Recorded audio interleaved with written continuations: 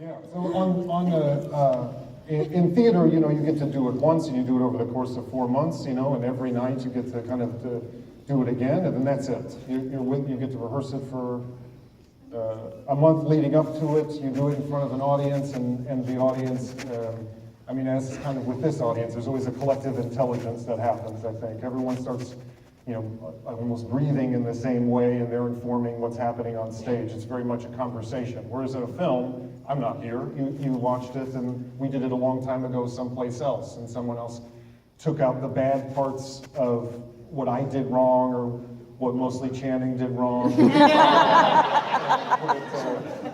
That's all I said. And they put it on, and they, you know, make it look as if there was, you know, a cohesive story. It's a little safer, you know.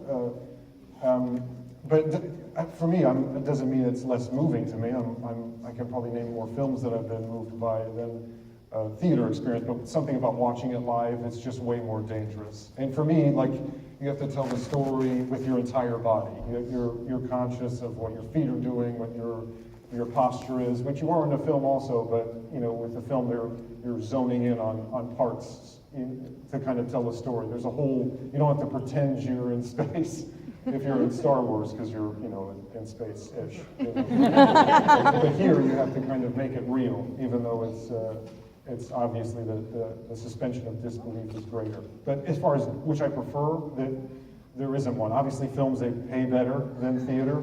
The audience is, it's not great, I don't think, in the States, because it's in New York, you know, it's part of the culture more, but even then it's so expensive. So a certain demographic is going to go to see a play, which is, I don't feel like it's a good cross-section of what, you know, it doesn't make it available to people. Like, who wants to pay $300 to see a play? Like, I don't, you know?